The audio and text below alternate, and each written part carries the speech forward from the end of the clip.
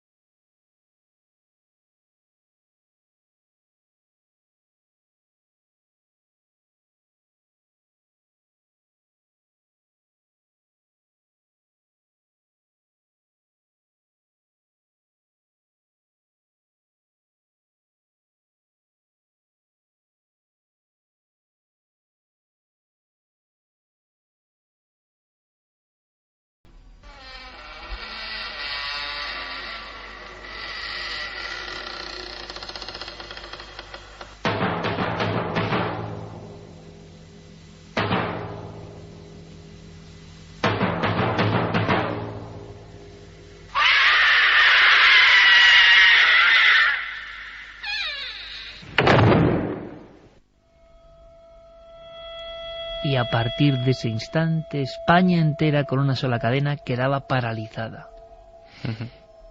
Radiografía de esta serie que va a volver a resucitar esta noche, y vamos a contar enseguida, casi intercalando un poco la cronología lógica, un suceso que nos impresionó, que Chicho nos contó en persona y que nos impresionó, para ver con qué fuerza llegaba al público esta serie, estos programas especiales, estas historias para no dormir. Titulares que tenemos que aprendernos para todos los amantes del misterio que no las hayan conocido, estas películas. Diego. Pues estamos hablando de una serie absolutamente pionera en muchos sentidos, porque el terror en televisión, en España, era algo muy poco tratado. El propio Chicho Ibáñez Serrador había hecho algunos pequeños intentos en otros espacios como Estudio 3, pero fue en 1966 cuando comenzó esta serie, que además estaba grabada con cámaras de cine de 16 milímetros, no con cámaras de televisión como los espectadores estaban acostumbrados hasta entonces, así que todavía le daba a esas historias una textura mucho más impactante. Como digo, la serie empezó en 1966 y en 3 temporadas y en algunos especiales sueltos se alargó hasta 1982, es decir, hay un periodo de varios años en los que se emitieron alrededor de 30 capítulos con duración que variaba desde los 18, 20 minutos hasta casi los 105, o sea, estamos hablando de prácticamente largometrajes. Una panoplia amplísima y claro, más de 3 lustros en el fondo de España con historias para no dormir, que no es poca cosa. Sí. Y como digo, esa puerta que escuchábamos se convirtió, era algo tan simple y tan reconocible que se ha convertido en un icono que asustó a mucha gente, como vamos a ver. Bueno, asustó a mucha gente y se puede decir casi que paró el corazón de mucha gente. Carmen, importantísimo, vamos a decir, además hay un regalo que es Paranormal Activity 2, que va muy en esta línea, en el sentido de que son modernas historias para no dormir. Sorteamos 3 DVDs. Vamos a pedirle a nuestro público seguramente al público más veterano, si recuerda Historias para no dormir y qué historia le marcó en concreto. ¿Te parece? Claro que sí, vamos a repetir las vías de contacto. milenio3@cadenaser.com, también www.cadenaser.com, esos mensajes que van subiendo segundo a segundo, y el Twitter de La Nave del Misterio y el Facebook de La Nave del Misterio, donde ahí Guillermo ha estado listo y nos ha puesto, para que lo veamos más clarito, todas las preguntas, y que nos dejen también esos capítulos que vieron de Chicho Ibáñez Serrador. Bueno, pues uno de los momentos de verdad mágicos en mi trayectoria como periodista lo constituye el día en que tuve cara a cara a Chicho Ibáñez Serrador en el plató de Cuarto Milenio, y dijo una cosa, y aquí, no sé, con toda la humildad lo digo, pero es que yo me sentí tan honrado cuando dijo que seguía nuestro programa. Hacía un esfuerzo, Chicho, ¿verdad? ¿Os acordáis, no? Sí. Para ver nuestro programa. Me decía, ¿cuántos domingos en mi silla, sentado, solo, viendo tu programa, vuestro programa? Cuando un maestro como Chicho te dice eso, para mí lo demás queda en otro aspecto, ¿no? Haber logrado la atención de un genio sin precedentes en nuestro país, y que es verdad que hasta en muchas formas de nuestro programa de televisión hay cosas que son homenaje absolutamente clásico a Chicho, pero esa noche en Cuarto Milenio, Chicho, el gran Chicho, que se venía arriba además recordando las historias, nos contaba algo que nos helaba el corazón a nosotros también. Hubo gente que murió viendo Historias para no dormir. Yo recuerdo un matrimonio de Andalucía. Si me están viendo, desde aquí les pido perdón a los sucesores, porque una pareja murió viendo Historias para no dormir. ¿De lo que le impresionó? De lo que le impresionó. ¿Y sabes qué capítulo era? Creo que era La Zarpa. La Zarpa. A dos personas, del impacto que les produjo. A un matrimonio.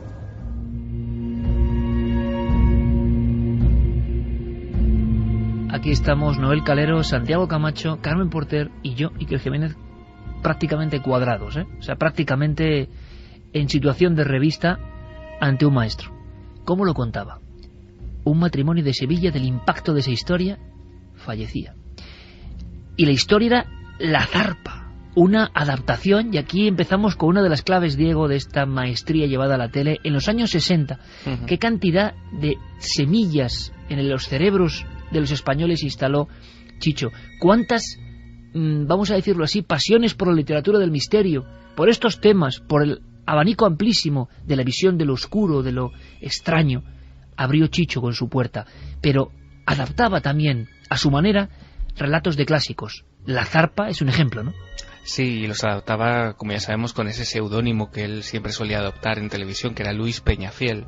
Siempre o eran guiones propios o adaptaba, como dices, estos relatos. En el caso de La Zarpa estamos hablando de un relato del escritor William Waymark Jacobs, que escribió en 1902 esta historia, en la que la pata de un mono muerto, de un simio, se convertía en una especie de talismán o de amuleto que otorgaba a quien la poseyera 3 deseos, pero claro, esos 3 deseos no siempre salían como uno esperaba.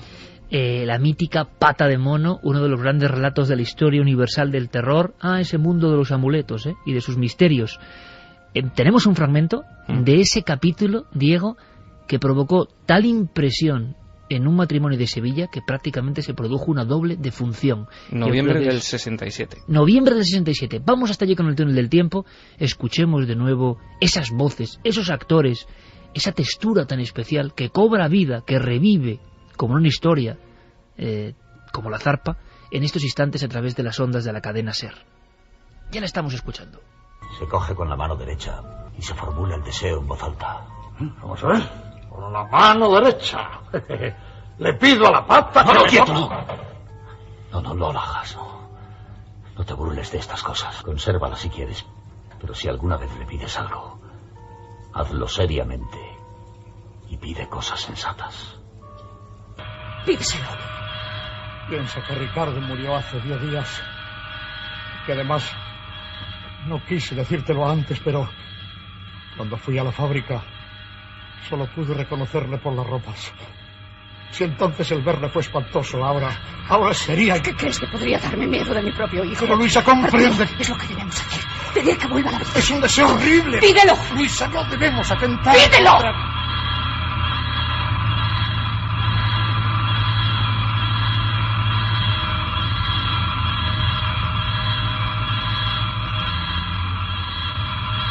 Pido que mi hijo vuelva a la vida.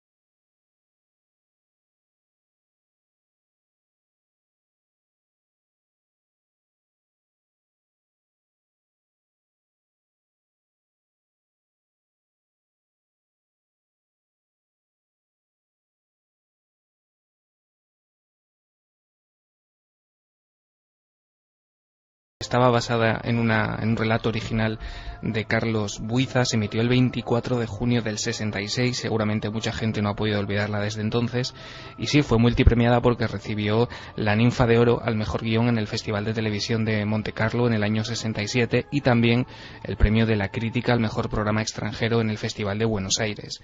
El asfalto nos introducía en la historia, en la angustiosa historia de un ciudadano, Narciso Ibáñez Menta, como no, que era el reflejo de la soledad, ¿no?, que padecían los individuos. Y la historia era tan simple, tan moderna, tan surrealista como profunda en realidad, ¿no? Un caballero, un hombre, cruzaba la calzada y se quedaba pegado en un charco, en una mancha de asfalto de la carretera. Y a partir de ese momento desfilaba ante él una panoplia de personajes, una galería de caracteres, ¿no?, que o le ignoraban o se abstenían de ayudarle. Pero fijaos, amigos, si está vigente ahora mismo ese tipo de terror. Chicho quería decirle a España entera que te podía pasar algo y nadie te iba a ayudar. Su padre, Narciso Ibáñez Menta, genio entre los genios, iba hundiéndose poco a poco en el asfalto reblandecido por el sol, el calor, poco a poco, cada vez más como en una arena movediza. Y nadie le ayudaba. Parecía que le iban a ayudar. Mucho antes de la historia famosa de la cabina de Mercero o situaciones similares, el gran Chicho provocaba el espanto gradual en esta historia que ahora Diego recupera. El asfalto. ¿Y usted? ¿Yo qué? ¿Dónde perdió los pies? En el asfalto. ¿Y cómo? No los perdí, no. Lo que pasa es que con el calor el asfalto se ablandó. Al ir a cruzar me quedé pegado y ahora me estoy hundiendo poco a poco. ¡Qué barbaridad! Hombre, a ver si yo puedo ayudarle. Señor. Una. Dos. Y tres. Es imposible. Imposible, sí. Está muy pegado y yo sin fuerza, sin brazo. No sirvo para nada. Por favor, dame a un guardia. Por estos barrios nuevos y apartados y a estas horas es difícil encontrar uno. Entonces, llame por teléfono. Al final, el gran Narciso Ibáñez Menta era consciente de su mala suerte y en los minutos que no vamos a desentrañar sabía que su fin estaba escrito. Nadie le iba a ayudar. El asfalto. Carmen recordaba una historia del enterrado vivo, una adaptación de Edgar Allan Poe, pero contado con unos códigos que aterraban. Y tú eras una niña muy pequeña, en el 82, y se te quedaron imágenes todavía en la cabeza. Esa era la fuerza de Chicho. Unas pesadillas, yo recuerdo que, claro, no me dejaban nunca verlos porque luego tenía que dormir con mis padres en la cama del miedo que me daba. No estábamos acostumbrados a esos miedos, Santi. No, la verdad es que no. Y, jolín, yo me acuerdo del asfalto. Yo evidentemente debí de verla en alguna reposición, porque yo tenía 1 año cuando se emitió por alguna vez, y la recuerdo perfectamente. Y desde luego no es la más terrorífica la que mejor me acuerdo de ella. Me acuerdo sobre todo del caso del señor Valdemar, otra terrible, adaptación de Edgar terrible. Allan Poe, y sobre todo el televisor. Esa, la del televisor, es mortal. Bueno, vale, vamos a lo del televisor porque a todos nos dejó sobrecogidos. Y ahora, escuchando las voces, menuda profecía. ¿Vais a escuchar algo de los años 70 principios? Que es una profecía de la televisión de hoy. Ya lo contaba Chicho. Es tremendo. Pero Chicho tenía algo, y por favor quiero vuestros capítulos, episodios. ¿Qué recuerdos tenéis de las historias para no dormir? Las introducciones. De repente las introducciones, como para descomprimir, como para dar oxígeno, eran tragicómicas, Diego. Sí, y además Chicho siempre señaló como referente, y nunca lo escondió, a Alfred Hitchcock, que desde 1955 hacía prácticamente lo mismo en su serie Alfred Hitchcock Presenta, ¿no? Siempre esas presentaciones servían de prólogo a las historias, pero siempre se remataban con un gag, ¿no? Con ese chiste, con esa vuelta de tuerca del humor negro tan característico de Chicho, y era algo que en España también había hecho, por ejemplo, Adolfo Marsillac, en algunas adaptaciones de relatos de William Irish, o en algunos de los semanarios, en uno en concreto más populares de España en aquella época, había una sección que también se llamaba Tiemble usted después de haber reído, ¿no? Tiemble usted después de haber reído. Sí, Chicho siempre señaló que bueno, que no tenía ningún inconveniente en mostrar su reverencia y su inspiración para esas historias en esos otros factores. Hombre, es un ejemplo de grandeza, ¿no? Reconocer a los que hacen cosas. Pero incluso era original, ¿eh? Incluso... Bueno, era tremendo, Exacto, era tremendo. O sea, las introducciones de Chicho, además, con 4 cosas de decorados como muy, vamos a decirlo, espontáneos, como de un teatro que se está trasladando, nunca con gran parafernalia, y una historia. Historias como, Diego, la de este regalo. Claro, la gente muchas veces, por afinidad, por pasión, con el programa, pues manda regalos. Algunos regalos eran sorprendentes. Este, por ejemplo, iba con el capítulo El aniversario. Día a día, como digo, se reciben... ¿Sí? Don Narciso, sí. perdóneme. Este paquete certificado es para usted. Muchísimas gracias.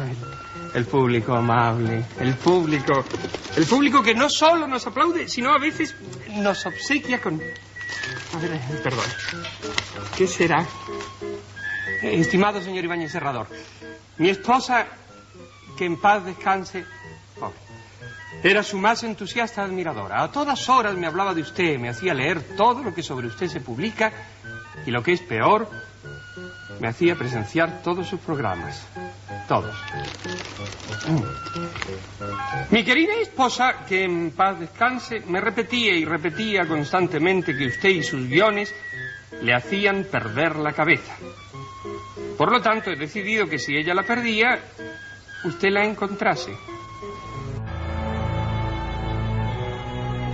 Chicho abría el paquete y estaba la cabeza de la buena señora. Genial como pocas cosas. Genial además porque uno se reía, pero después venía el miedo. Y el miedo a veces que acudía a perfectas descripciones del misterio. Hay un episodio especialmente horrible de una de las reposiciones o últimas épocas de Historias para no dormir, que habla de Freddy. ¡Oh! Bueno, Santi acaba de dar un suspiro, una exhalación, y ha saltado casi de... Un extraño muñeco. Muy recordada también por los ¿verdad? de Chicho. Pero es que además yo la tenía en una nebulosa, y yo tardé mucho tiempo, en las épocas previas a Internet, intentando buscar una película de mucho miedo que sale un muñeco, sin acordarme que era una historia para no dormir. Y tardé años en volver a verla y averiguar que efectivamente aquello que me dio tanto miedo de pequeño pues había sido una de estas historias. Y es que el terror, la descripción de lo que era lo oculto, estaba permanentemente en las historias de Chicho Ibáñez Serrador. Pues yo utilizo las dos cosas. De un lado está el bien, del otro el mal. Y en medio, nosotros. Que somos una mezcla de ambos. Pero de verdad, ¿tú crees en apariciones, fantasmas y todas esas cosas? Todas esas cosas, como tú les llamas, Están con nosotros. Nos acompañan siempre, aunque no podamos verlas. Unas nos protegen y otras no.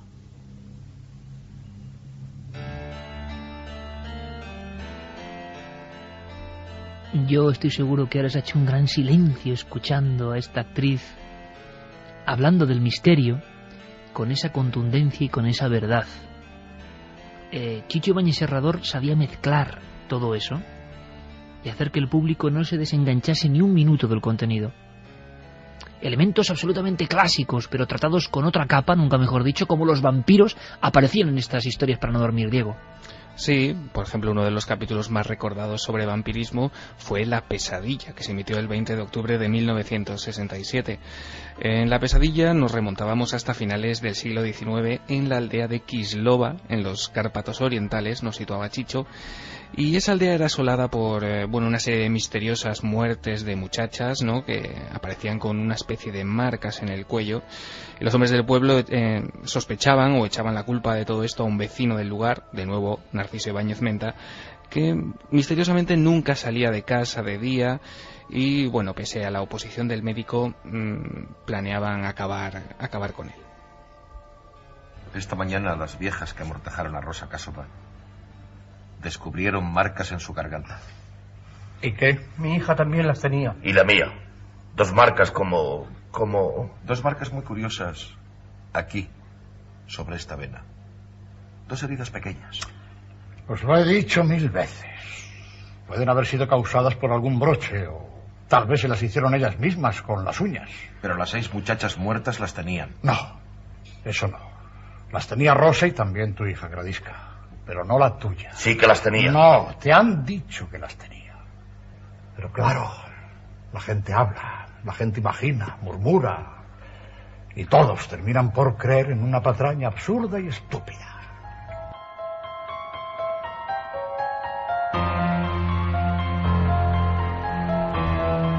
Hay algo muy extraño en todo esto.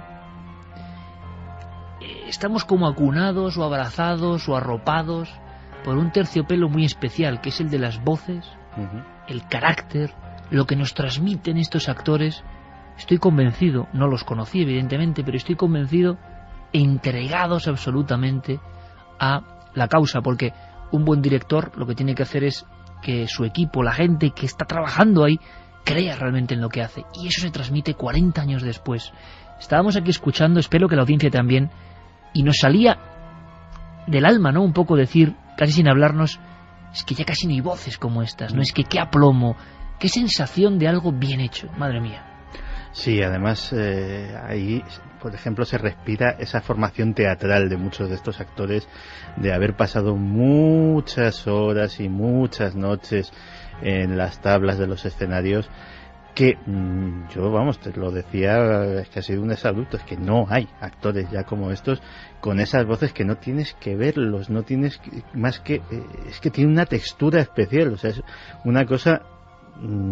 yo de verdad estoy gozando y te aseguro que mañana mismo cuando me despierte voy a irme a escuchar y a ver a estos actores que no solamente en la serie de Chicho, sino en los míticos Estudio 1, en muchas cosas que hacía la televisión española de aquellos años, pues dieron lo mejor de su profesionalidad para nosotros. Ojalá mucha gente haga como tú, Santi, porque entonces el túnel del tiempo, como ha sido con Sagan, con Íñigo, con tantos personajes, tendrá un sentido real. Que la gente más joven, sobre todo, o los que quieren reencontrarse con su propia nostalgia, recuperen, porque recuperar, que se vuelva a visualizar esto, que se vuelva a escuchar, es revivir, es resucitar. Esto no se puede quedar en el polvo del olvido, porque es maravilloso y nos enseñó muchísimas cosas. Yo no sé si hay público más o menos joven que recuerda algunos episodios de Historias para no dormir, o si hay jóvenes que ahora se van a lanzar a la piscina de estas historias de verdad insuperables. Pues mira, Almudena nos decía, me acuerdo cuando vi la historia de Freddy, que salía la banda sonora del Resplandor, qué miedo pasé. Una de las que más miedo me da es La cabaña. Cristina Travieso, La zarpa. La que enterraban boca abajo porque tenía catalepsia. Esa era absolutamente... Yo la volví a ver en el DVD y volví a tener pesadillas. 2 amigas alpinistas que huyen de un marido que le ha pegado a una de ellas o que se han separado, que están en el Pirineo, y hacía falta 4 tablas, 4 cosas, una caseta, nada más. Y por las noches, pues parece que aparecía una de ellas muerta y la enterraba la compañera. Allí empezaba una historia de terror, porque después de haberla enterrado en la nieve, volvía a aparecer fuera de su tumba. Una historia de catalepsia y de misterio, de temas que no se conocían y que nos recuerdan nuestros oyentes. María nos dice: recuerdo verlo alguna vez que me dejaba mi madre, que le gustaba mucho. Recuerdo que era una de zombies, la noche de los muertos vivientes, creo. Cómo impresionaban esas imágenes en blanco y negro y ese grito. Bueno, y mucha gente, claro, que imagino que funde recuerdos, historias de una época de la tele casi en blanco y negro. En Pero Carni recordaba uno que se titulaba La Mancha. Era una mancha que aparecía en la pared y comenzaba a extenderse. pues eso yo no lo recuerdo ahora mismo. ¿Tú lo recuerdas, Diego? La Mancha, la verdad es que no me suena. Pero sabes, Iker, que la gente quizá no esté fundiendo tanto como pensamos con La Noche de los Muertos Vivientes, porque en los 80 Chicho presentó Mis Terrores Favoritos. Es verdad. Donde era un contenedor de películas de terror clásicas. Es verdad. Con Luis Armenteros y probablemente venga de ahí esa... Claro, que ahí está el del Hombre Serpiente y tantos otros terribles recuerdos. Jonas Pascual dice que él tiene los DVDs de la gran serie Historias para no dormir y que los que más le impactaron fueron los de la Bodega 1 y la Bodega 2.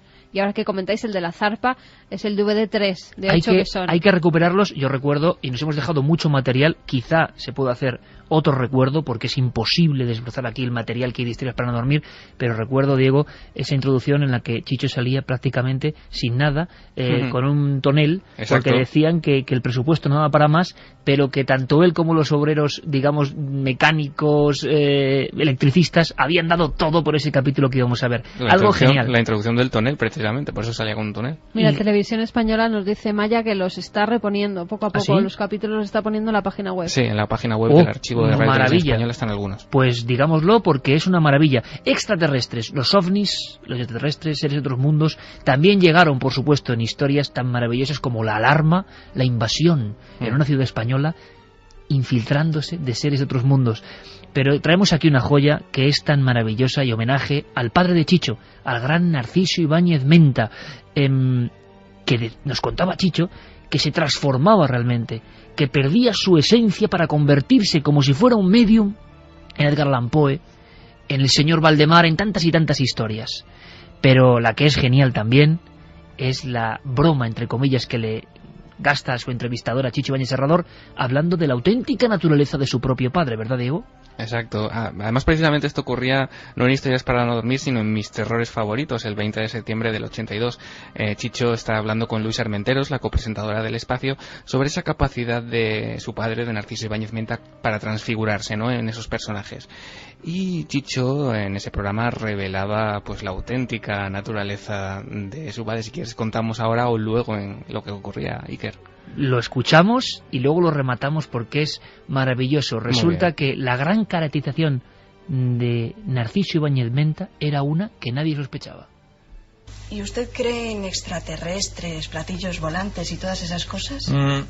Pues sí. Pues sí que creo y además tengo mis razones para creer en ello. Yo he sido uno de los pocos, o de los muchos, que ha visto un platillo volante. Lo vi en Barcelona en 1971, en el Alto de los Brucs. Iba yo en coche desde Barcelona a Madrid y allí lo vi. Detuve el coche y bajé a verlo. Y luego, efectivamente, el ABC registró la noticia y lo registraron los radares de los aeropuertos de Barcelona y de Palma de Mallorca. Y además, creo que conozco a un ser que no ha nacido en este planeta. ¿Pero lo dice en serio? Sí, tan en serio, por supuesto que sí. Esta es una de las más difíciles caracterizaciones de mi padre. No lo entiendo. Muy bien fácil, ¿por qué? Porque aquí está su padre tal y como le vemos todos los días. Normal. Sí. Tal y como creen que es mi padre. Por eso te digo lo de la caracterización difícil y sutil. Pero es que papá no es así. Chicho, hijo. Sí, ahora termino, papá, espera un momento. Venía a buscarte para que vayamos a ver a mis nietos. Bueno, pero acércate. Permítame que te presente. Mi padre, Luis Armenteros, mi compañera. Pero su papá es así. Sí, claro que sí. Lo que ocurre es que dicen que nació en Asturias, pero no. Su platillo tomó tierra en Sama de Langreo. Y claro, tiene que ir caracterizado de Ibáñez Menta para no llamar la atención. Cuando quiera nos podemos ir, papá. Que les guste a ustedes el programa. Hasta la semana que viene, Luisa. Adiós. Vámonos, papá. Vamos, Chicho. Casi no hay ni que poner imágenes, pero ¿qué estábamos viendo, Diego? Estábamos viendo a un muñeco, una especie de extraterrestre de medio metro, de color verde, que se iba de la mano de Chicho, se iba fuera de cámara y que evidentemente era, según él, era la verdadera identidad de Narciso Ibáñez Menta. Genial. Que un día habrá que hablar del propio Narciso Ibáñez Menta, que Sí. llegó a protagonizar incluso películas del llamado terror parapsicológico en España. Pero tanto Santi como Carmen, como muchísimos amigos, han coincidido con el televisor. Yo recuerdo el impacto por ser ya en color esta edición, el televisor. Un papel de Narciso Ibáñez Menta que encarnaba a un pobre hombre hipnotizado por la tele, dominado por la tele. No sabía hacer nada sin la tele. Su sueño era una tele en color. ¿Qué más habría que contar para un corte que es tan brutal con lo que se cuenta? Era una vez más, ¿no? Era un poco advertir incluso de los peligros del medio. Diego. Sí, en la línea de lo que ocurría con el asfalto, era más o menos esa tónica. El televisor se emitía en la última etapa de la serie, el 5 de julio del 74. Era un mediometraje en el que, por primera vez, según Chicho, la televisión era criticada desde la propia televisión. Era la primera vez que ocurría. Se contaba el quehacer diario de un hombre gris, sin otro aliciente, como decía Sicker, que el de ahorrar, ¿no?, en su trabajo para comprarse un televisor, y lo que comenzaba siendo una comedia, pues una comedia dramática, ¿no?, iba adquiriendo tintes un poco extraños de terror a medida que el aparato casi poseía al protagonista, se podría decir. Era una metáfora del embrutecimiento al que puede llevarnos la televisión y que hoy, desde luego, está más de actualidad que nunca. Pues vamos a terminar nuestro homenaje a Chicho y a su padre, a dos maestros de la televisión que nos enseñaron tanto, hablando de la televisión. Esto es como una profecía de Nostradamus. Fue el último capítulo, por cierto. Último capítulo. ¿Qué año, Diego? 1974. Se repuso más tarde. La última vez creo que se repuso en el año 2000. Bueno, pues en el 74, ese hombre que soñaba con la televisión y con pasar horas y horas junto a ese invento maravilloso, empezaba a transformarse. El final, una de las franjas finales del capítulo, es aterrador.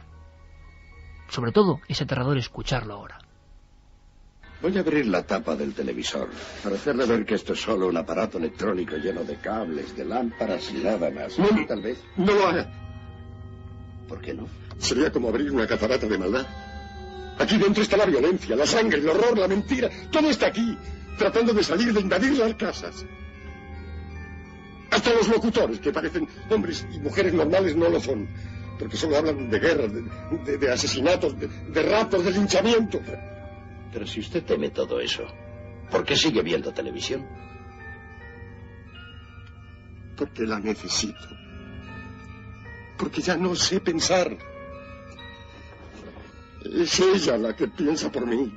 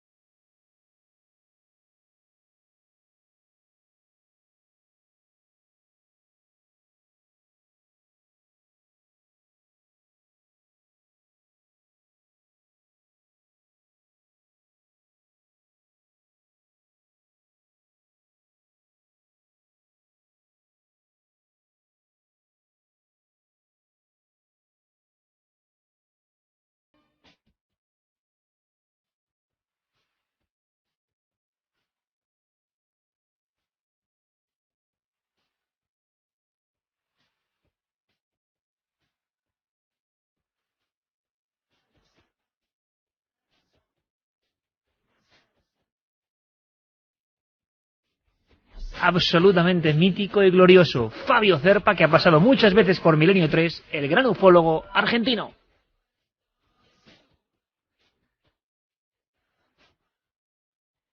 Una crónica de nuestro corresponsal en las Américas. Todo lo que vaya pasando en diferentes países, al minuto. Corresponsal de lujo, Javier Sierra. Y podemos terminar con los mensajes y los ganadores, que había ahí un sorteo importante. Bueno, que apunten otra canción. Irene Muñiz nos dice que hace unos 7 años una canción que se llamaba O Galicia Calidade, de un grupo gaditano, Compás, Mártires del Compás, que decía: Oh Galicia Calidade, ¿dónde estará Bin Laden? En el fondo del mar, solo Dios, Alá, lo sabe.